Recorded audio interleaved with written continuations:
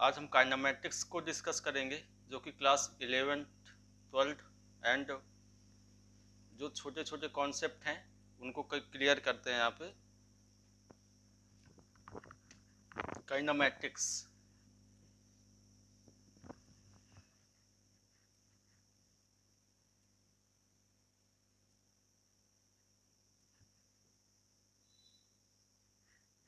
Kinematics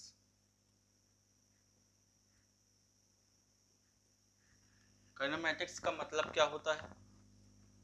तो kinematics का मतलब होता है कि हम काइना मतलब मोशन की स्टडी करते हैं मैथमेटिकली तरीके से, या मोशन की हम स्टडी करेंगे। काइना मतलब मोशन,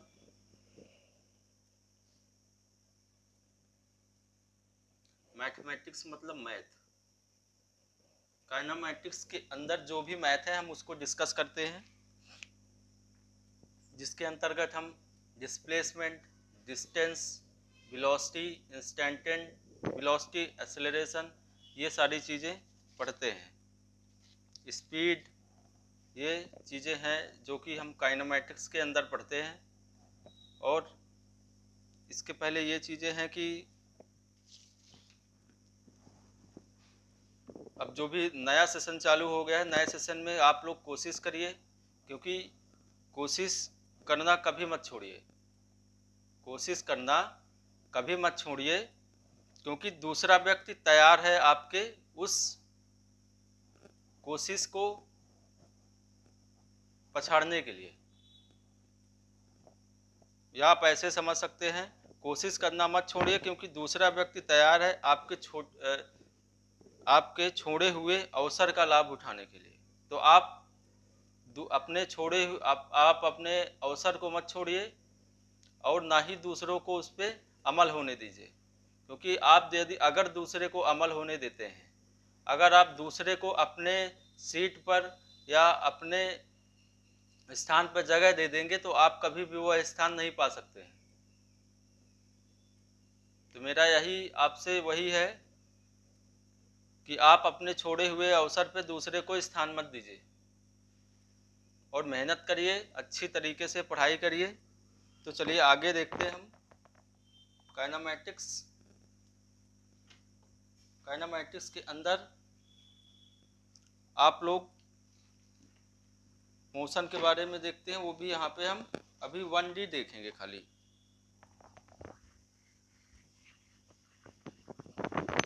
यहाँ पर हम अभी 1D ही देखेंगे। 1D मतलब एक ही डायरेक्शन में, मतलब एक्स और वाई डायरेक्शन पे। तो हमारा काइनेमेटिक्स या हमारा जो 1D होता है लीनियर, वह इसको हम रेक्टिलिनियर भी कहते हैं, इसको हम लीनियर और रेक्टिलिनियर भी कहते हैं,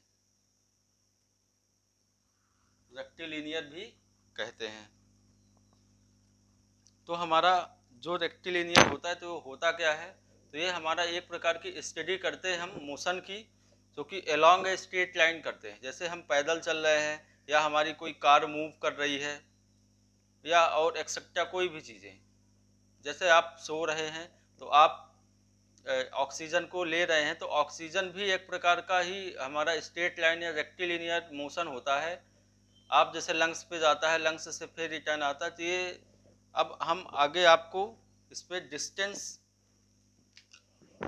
और डिस्प्लेसमेंट, डिस्टेंस क्या होती है और डिस्प्लेसमेंट क्या होता है।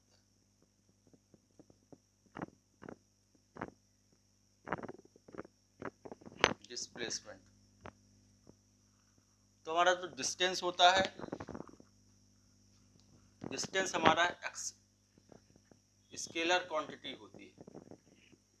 डिस्प्लेसमेंट हमारा वेक्टर होता है, वेक्टर क्वांटिटी। अब यदि स्केलर क्वांटिटी है, इसमें हम नो डायरेक्शन होता है हमारा, डिस्टेंस की कोई डायरेक्शन या स्केलर क्वांटिटी की कोई डायरेक्शन नहीं होती है। यहाँ पे तो कोई ना कोई डायरेक्शन होगा जरूर। डिस्प्लेसमेंट और डिस्टेंस। तो डिस्टेंस का मतलब क्या हुआ, सपोज हमने पॉइंट ए से पॉइंट बी की ओर चले पॉइंट बी की ओर चले, तो हमने मान लीजिए 100 मीटर का डिस्टेंस कवर किया। अब हम उसी पॉइंट से फिर से हम मूव कर गए या बैक कर गए 50 मीटर और हम चलते, तो टोटल आप ये देख सकते हैं यहाँ पे, ये पॉइंट ए है और दिस इज पॉइंट बी,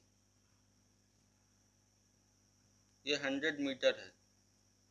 अब हम इसी पॉइंट से फिर बैक आ गए, सपोज यहाँ तक आ गए, तो ये हो गई हमारी 70 मीटर। हम यहाँ से ट्रेवल करके फिर बैक आ गए, पहले ऐसे गए, सीधा गए, फिर उसी के जस्ट अपोजिट लौट आए। तब डिस्टेंस जब हम यहाँ से देखेंगे तो डिस्टेंस तो हमने ए से बी गए, पहले 100 मीटर गए, 100 मीटर के बाद फिर हम 70 मीटर रिटर्न आए, तो हमारा डिस्टेंस क्या हो जाएगा यहाँ पे,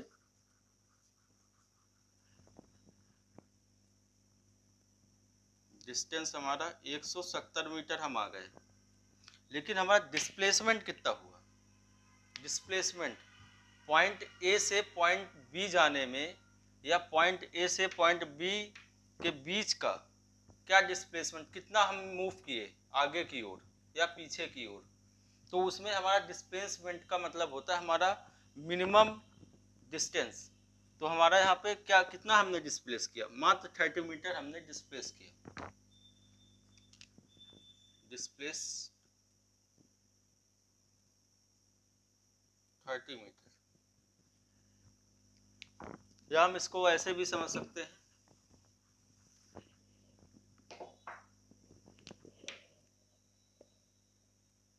ए टू बी हमको जाना है, लेकिन ए टू बी जाने के कई रास्ते हैं, कई पाथ हैं। तो सपोज हमने ए टू बी इस रास्ते से गए, ये 1 नंबर हो गया, ये 2 नंबर हो गया। अब एक रास्ता हमारा ये भी है जो कि ऐसे जाता है, ये हमारा 3 नंबर हो गया। तो इन रास्तों में सबसे जल्दी कौन सा रास्ता पहुंचाता है, तो सबसे जल्दी, ठीक है आप कह देंगे सर ए टू बी जो 2 नंबर का रास्ता है ये जल्दी पहुंच गया, और जो ए टू बी है 1 नंबर दूर जा रहा है, ए टू बी जो 3 नंबर है वो लेट पहुंच रहा है। तो जो हमारा डिस्प्लेसमेंट का मतलब ये होता है, और डिस्टेंस का मतलब तो यही होता है कि हमको एक पाथ से दूसरे पाथ पे जाना है। अब सपोज आप या तो किसी तैयारी कर रहे हैं या आप अभी 11th या 12th में हैं, तो अगर आप तैयारी कर रहे हैं तो आपको उस सक्सेस तक पहुंचना है, आपको उस सक्सेस तक पहुंचना है। तो आपको सक्सेस तक पहुंचने के कई रास्ते हैं, एक तो आप कड़ी मेहनत से भी जा सकते हैं, एक आप पैसे देकर भी जा सकते हैं, एक आप अच्छे से पढ़ाई करके शॉर्ट वे में या इंटेलिजेंट वे में पढ़ाई करके भी जा सकते हैं।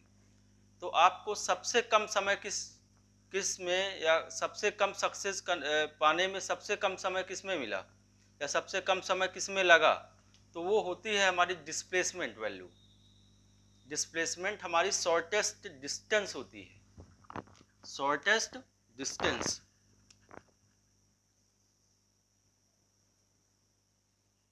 शॉर्टेस्ट डिस्टेंस, शॉर्टेस्ट डिस्टेंस होती है हमारी।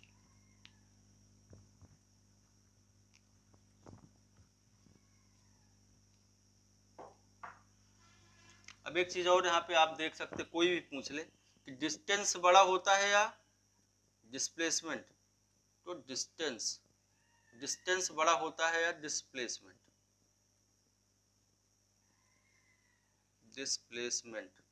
तो आप देखे हैं डिस्टेंस ऑलरेडी हर जगह बड़ा होता है क्योंकि हम डिस्प्लेसमेंट की शॉर्टेस्ट वैल्यू लेते हैं। कभी कभी क्या होगा कि डिस्टेंस और डिस्प्लेसमेंट इक्वल भी हो जाएगा। जैसे मान लीजिए हमारा कोई पाथ नहीं, सिंगल पाथ है, तो वहाँ पे हमारा वही डिस्प्लेसमेंट भी हो जाएगा, वही हमारा डिस्टेंस भी हो जाएगा। तो ये हमारा डिस्टेंस और डिस्प्लेसमेंट का डिफरेंस है, या डिस्टेंस और डिस्प्लेसमेंट का आप यहाँ से आकलन कर सकते हैं, देख सकते हैं। तो आई होप यह वीडियो पसंद आई हो, तो आप चैनल को सब्सक्राइब करिए, लाइक करिए और अपने दोस्तों तक शेयर करिए और लगातार पढ़ाई करते रहिए, क्योंकि पढ़ाई करने से ही आपके माता पिता खुश होंगे और अपना आप गोल अचीव करिए, क्योंकि आपके गोल अचीव करने से आपके माता पिता का भी सर गर्व से ऊंचा होगा। तो जय हिंद और नमस्कार। चैनल को सब्सक्राइब करते रहिए। Thank you.